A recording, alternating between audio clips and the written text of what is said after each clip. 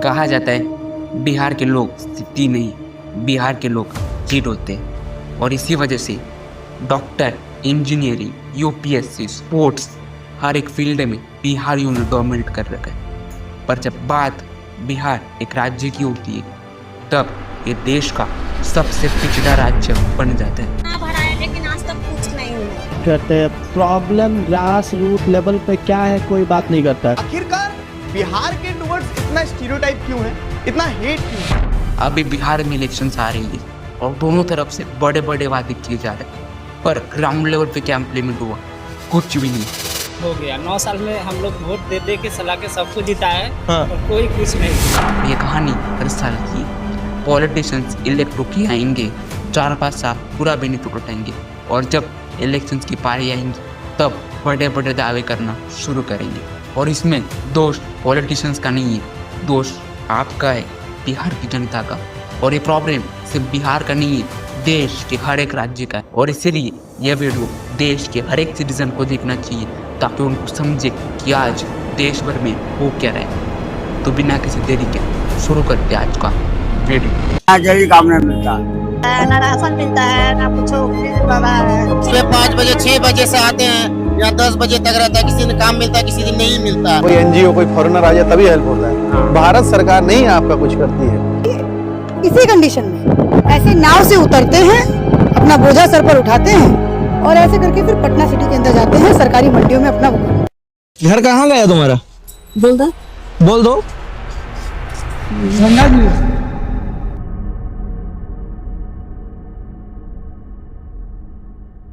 तो देखो, ये वीडियो मैंने कुछ सेक्शंस में डिवाइड करना है। अगर आपको एक सेक्शन में नहीं देखना तो आप अगले सेक्शन में स्किप करें, पर हाँ, जो लास्ट के 2 सेक्शन है वो बिल्कुल भी स्किप मत करना, वो बहुत जरूरी है।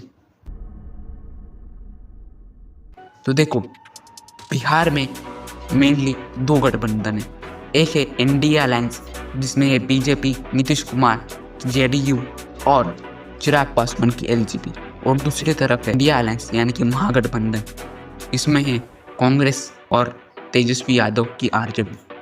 और इन दोनों के विरुद्ध है प्रशांत किशोर की जन स्वराज्य पार्टी, और इनका दावा है कि 150 के ऊपर सीट ला के देंगे।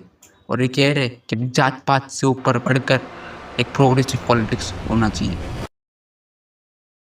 आपको पहले ही बता दूं, बिहार में बेरोजगारी, अनएम्प्लॉयमेंट, माइग्रेशन, दारूबंदी, ये सब मुद्दे एक तरफ और कास्ट एक तरफ। इसलिए यह कहा जाता है बिहार से जाति कभी नहीं जाती। इसलिए कास्ट के डिवीजन को समझना बहुत जरूरी है। तो बिहार में 15% है जनरल कैटेगरी, 27% है बैकवर्ड पिछड़ा वर्ग, 36% ये अति पिछड़ा वर्ग एक्सट्रीमली बैकवर्ड वर्ग, और बाकी के 20% है एससी और एसटी। पर इन सब में सबसे ज़्यादा है यादवों की जाति जो कि अकेले 14% है, और इनका मेजर सपोर्ट तेजस्वी यादव के आरजेडी में मिलता है, इसलिए इसे यादवों की पार्टी भी कहा जाता है। साथ ही साथ इन्हें मुसलमानों का भी बहुत सपोर्ट मिलते हैं, पर जो एनडी है उन्हें महिलाओं का बहुत सपोर्ट है। अब आते हैं मेन मुद्दे पर, चैलेंजेस फेस्ड बाय बिहार, और इनमें सबसे बड़ा चैलेंज है अनएम्प्लॉयमेंट, बेरोजगारी का। एक सर्वे के मुताबिक बिहार के 20% यूथ पॉपुलेशन अनएम्प्लॉयड है, यानी कि 5 में से एक यूथ अनएम्प्लॉयड है, क्योंकि गवर्नमेंट जॉब्स मिलती नहीं और प्राइवेट कंपनीज या आती नहीं, क्योंकि यहाँ का infrastructure, roads, transport facilities, communication facilities इतने खराब है कि जो इंडस्ट्रीज या पहले से थे वो भी बिहार छोड़ के कहीं और शिफ्ट हो रहे हैं, और प्राइवेट जॉब्स तो मिल नहीं रही है और गवर्नमेंट जॉब्स दे नहीं रहे। तो बिहार की जनता के पास एक ही ऑप्शन बचता है, माइग्रेशन यानी कि पलायन। एक सर्वे के मुताबिक बिहार की 7% पॉपुलेशन माइग्रेटेड है और 50% परिवार यानी आधे से ज़्यादा परिवार में एटलीस्ट 1 मेंबर तो माइग्रेटेड है। चौथा बड़ा प्रॉब्लम है दारूबंदी। 2016 में नीतीश कुमार की एनडीए ने बिहार में दारूबंदी डाल दी, पर बिहार में कभी दारू बंद हुई ही नहीं। बस फर्क इतना था तो पहले दारू दुकानों में मिलती थी, अब वो दारू डायरेक्ट घर में डिलीवरी हो रही है। दारू बैन हुई थी, है दारू बैन या फिर अभी बिकती है? पहले था जो कि जाना पड़ता था वहाँ जाने के बाद पीना पड़ता था, और आप जो है वो नहीं करना, बस हेलो करना है और आता है।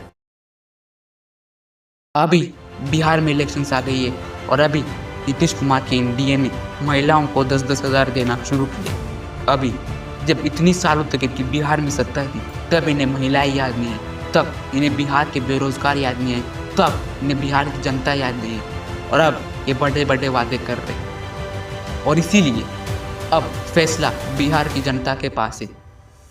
अगर अब आप चूक गए तो बिहार का प्रोग्रेस खत्म। इसलिए सोचो, समझो, सही कैंडिडेट को वोट करो। जय हिंद।